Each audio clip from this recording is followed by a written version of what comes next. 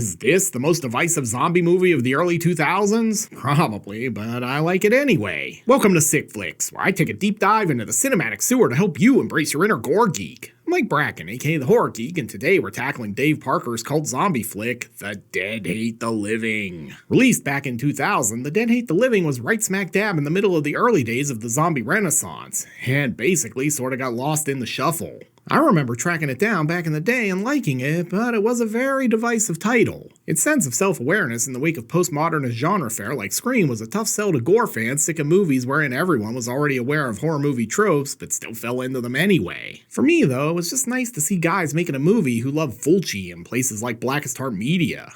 Is it the greatest zombie film ever made? Absolutely not. But it is fun and silly and packed with lots of little in-jokes and references for hardcore fans. I appreciate that about it. But the real question is, can the Dead Hate the Living devour enough humans to fill up 5 barf bags of splatter? Let's get to the gore and find out. Oh, and before we get started, today's video is sponsored by patrons Deanna Vave, sorry for probably murdering your name Deanna, and Sullivan, and Musical Bear Records. If you'd like to help sponsor some videos and free me from the shackles of YouTube's tyranny, you'll find a link to my Patreon in the pinned comment and description below. And now, let's get bloody. The film opens with this title card commemorating the life and career of Kirk Edward Hansen.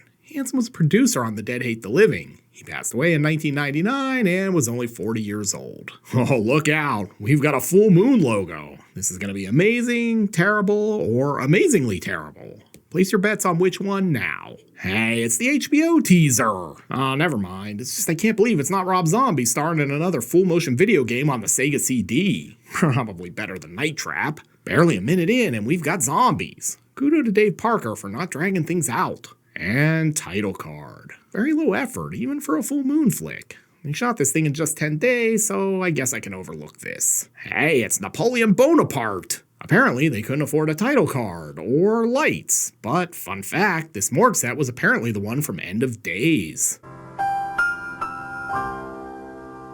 Hold up, is this a sequel to Body Bags? I sure hope she opens that thing up and John Carpenter is in there.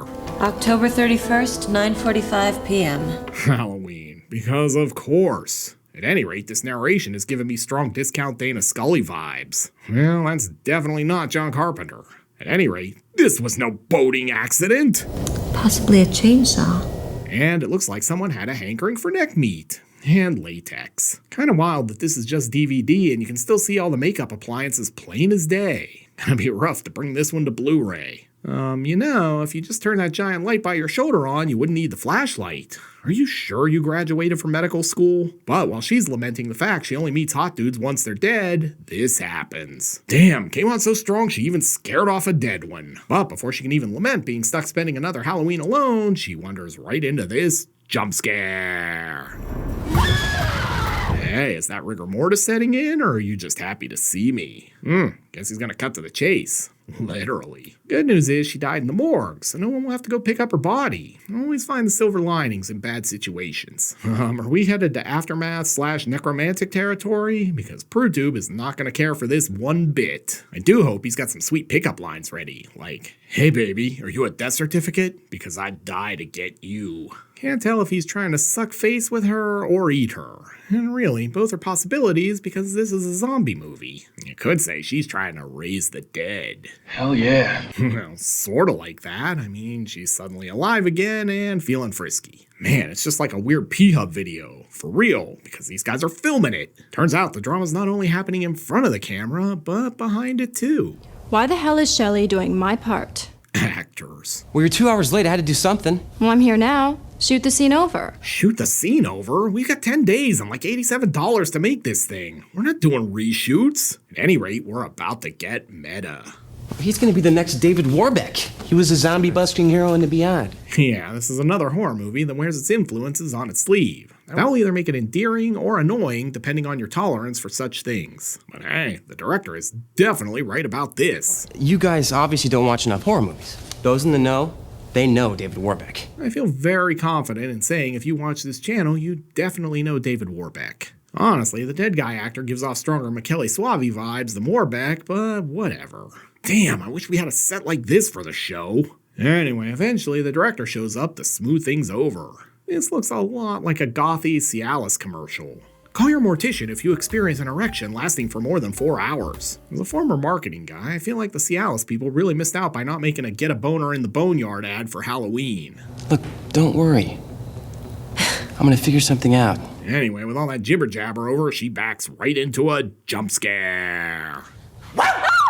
That dude has one sweet Blackest Heart Media shirt. I miss BHM. Damn, she's really letting this leading lady thing go to her head. Just insert your own hell yeah head joke here, because PruTube will likely demonetize this video if I do it. After she splits, we learn this. Have I told you how much I lust after your sister?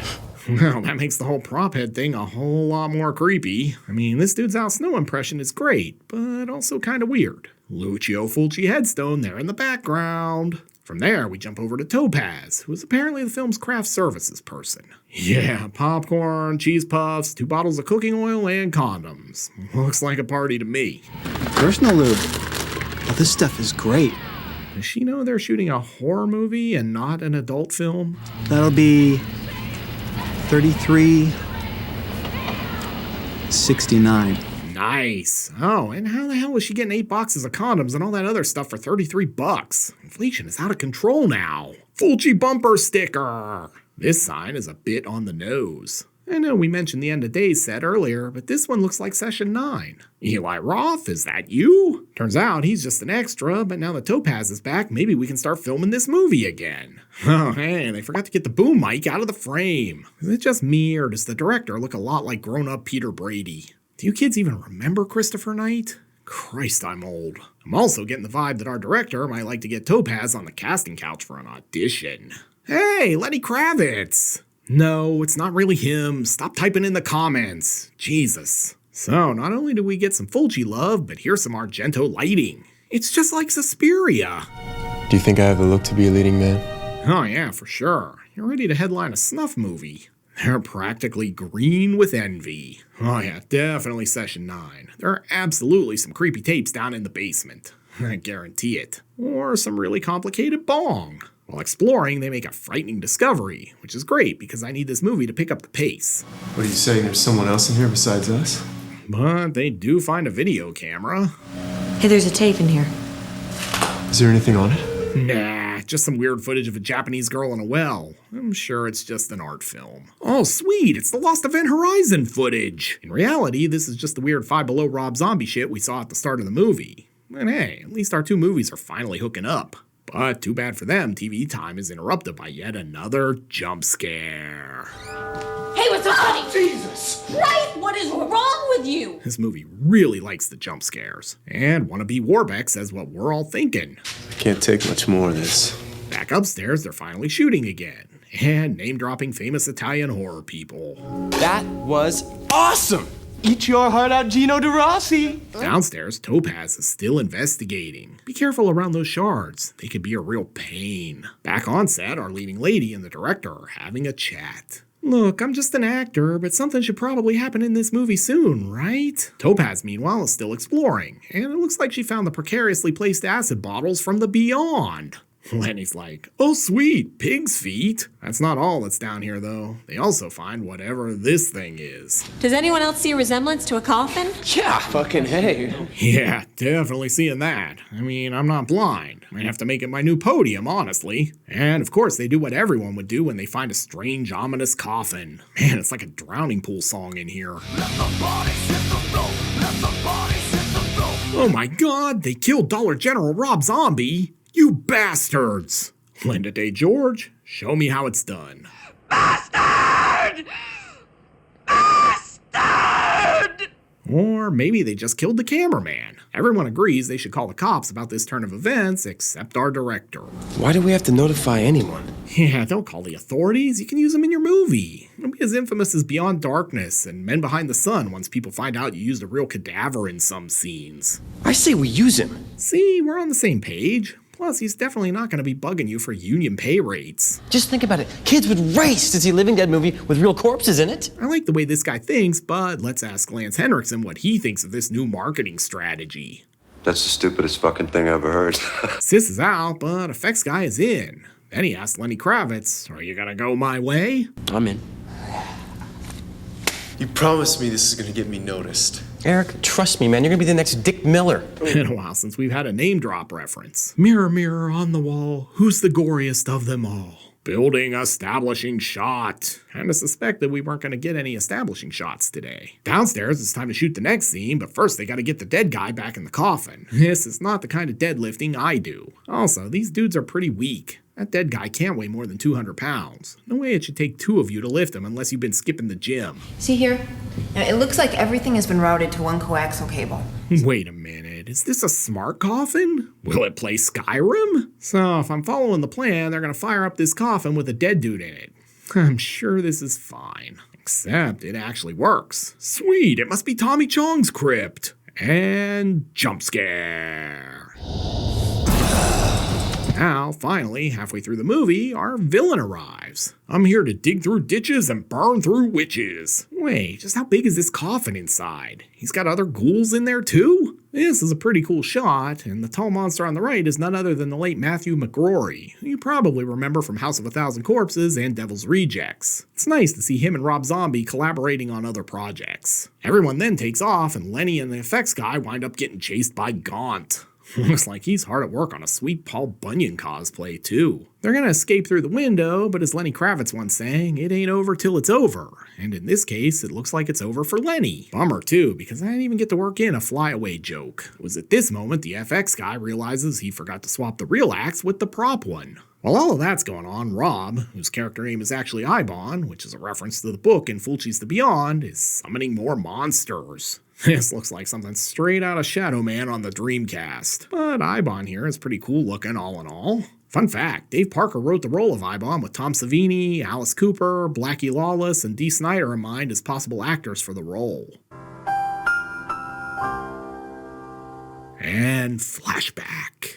I think we might have just flashbacked straight into 9 Inch Nails, The Perfect Drug video. That video was a banger. I miss music videos. And really, Ibon does look a bit like Trent Reznor from that video. Let me just check out these new script pages. Oh yeah, this is gonna get better. Not gonna lie, thought this was where he hid his stash, but it's just his resurrecting medallion. No idea why he brought back the lead actor, but let's just roll with it. Oh, so he can kill the annoying sister who was supposed to be the lead. And he's got an assist from this big dude.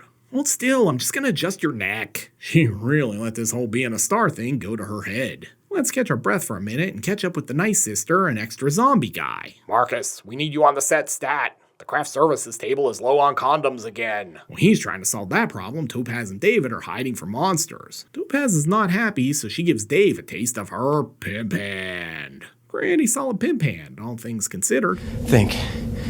What would Bruce Campbell do? This is basically the same way I make all my major life decisions too. But before we can arrive at the same answer, which is always shoot things in the face with your boomstick, we get a jump scare. Ah, they're using the John McClane escape method. Upstairs, Sis is giving our leading man some tough love. This is as good as it gets. Whole lot of shattered dreams. Oh man, I love that Johnny Hates Jazz song. Back in the Ducks, Dave and Topaz are about to make their move. I don't see Hans or Carl. We're safe. Neither of those guys are down there, but this dude is, and he's pretty stiff. Hell yeah. No, not like that, you pervs. He's dead. Rigor is set in. Oh, it's a whole morgue. Your people have been dying to get in there.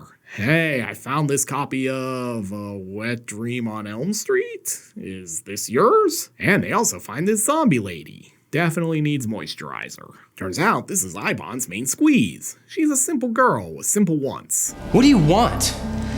To kill the living. Damn, almost a title mention. And all she gets for her trouble is another pimp fist from Topaz. Now they're cornered. Not sure if she can pimp fist all of these zombies, but I'm down for watching her try. Fortunately, Zombie Extra Guy shows up. He'll be a great distraction. Just play dead, they'll probably leave you alone. Or give him some pimp hand. Whatever. And punched right through the breadbasket. Like Mortal Kombat up in here. Definitely finished him. I mean, this is a real gut check. If you're wondering what happened to FX Guy, don't worry. He's still in this movie and is reunited with Dave and Topaz like this is a Peaches and Herbs song. The Bad news now is they're stuck in here with the zombies. The worst news is they can't leave the building without dying like Lenny did earlier. What a predicament. But our FX guy has a theory. And the only thing I can figure is that when we turned on that machine, it put us in some kind of limbo. Lance Henriksen, I sure hope you didn't clock out for the day. I need another ruling on this. That's the stupidest fucking thing I ever heard. Sweet, Rob Zombie's here to shoot his new video. I hope it's for Living Dead Girl. And no zombie film is complete without the dead rising, so here you go. Not quite as cool as Fulci Zombie, but not bad. Of course, this is a graveyard set, so why are there corpses there? Hell if I know. Things look bleak, but thank God for this conveniently placed chainsaw, baby. By God, it's complete pandemonium here at the Royal Rumble. Hey, that was pretty okay, JR. The fight ends and the bad guys have Topaz. I'm sure they're just gonna hang out with her and not do anything nefarious. Oh yeah, this is already giving me Reanimator vibes. Jesus Christ! And now it's time for a montage. Is this one of those old Tom Savini makeup tutorial videos? Am I still in the right movie? With their zombie makeup on, they head out, and it works? Why didn't it work for the extra earlier? Well, that's going on. Ibon is telling us his favorite metal band. Glorious Megadeth. Kinda had him pegged as more of a Metallica guy, honestly. The guys made it to the basement in their disguises and are now ready to execute the rest of their plan. Or are they? What's the plan when we get in there? I don't know. But things are looking up because they found this conveniently placed gun. Must have been left by the same guy who dropped the chainsaw earlier. They barge in, and I guess my parents were sorta right. Too much TV can be bad for your health. Man, I haven't seen a TV explode like that since that old Emerson in Nightmare City. They're not done with the MacGyver shit though, because now he's rigged up some improvised explosive devices. Man, those are some real PS1 era fire graphics right there. And now it's the final showdown. Wanna be Sam Raimi versus Rob Zombie for Topaz. Winner take all. Except first, we have to get one more jump scare. Shelley's a zombie too. Oh my God, I thought you were... Kiss me, lover boy. He's gonna give him a hickey he'll never forget. But he pokes her eyes out, and somewhere Fulci is smiling. Back in our main showdown, Ibon is busy blabbing like a Bond villain instead of cruising in for the big win. Well, that's one way to get a vasectomy, I guess. Then Dave gets his hero moment. That's a wrap, fucker. Nice headshot. This should be the happy ending now, right? Well, not yet. We've got another jump scare. Oh, come on. How's he still alive? Bury me with my Japanese laserdisc of Cannibal Holocaust. And now they're somehow surrounded by more zombies. I think I see where this is headed. Oh yeah, into the portal. $20 says they wind up at the end of the beyond. Nailed it. And credits, which we didn't get at the start for some reason. I'm not a fan of this trend. Directed by Dave Parker. We last saw him when we covered The Hills Run Red. Story by Paul Solomoff and Dave Parker. So, interesting tidbit. Paul and I have been friends for like 20 years. Paul actually beat me in the final round of an episode on Beat the Geeks. He totally got lucky, but he won. So, well done, Paul. So, what have we learned from The Dead Hate the Living? I'm not really sure, but for starters, this one has aged pretty well. Sure, some of the CGI is dated, but there's some good low-budget practical effects work in this one, and for a film made in just 10 days, it's way better than you'd expect. Apparently, in the years since its release, Charles Band has said he doesn't care for it, and it remains a divisive title among genre fans, but I've always liked it because it has all those little nods to things that horror geeks love, like Italian films and Blackest Heart Media. But enough about that. Can the dead kill enough of the living to earn a 5 barf bag rating? Let's go to the Gore Card. In terms of gross anatomy, this one is respectable. We're treated to some cool zombie makeup effects, a punched-in face, one decapitation, a bitten throat, and an eye gouge. It's not wall-to-wall splatter, but there's more than enough here to give The Dead Hate the Living a respectable 3 barf bag rating. This one's a modestly sick little flick. Looking for another gory zombie movie that inspired this one? Then be sure to check out my review of Lucio Fulci's classic Zombie. You'll find a link here on the screen. I'll meet you over there. Until next time, I'm Mike Bracken, aka The Horror Geek, bringing you all the splatter that matters.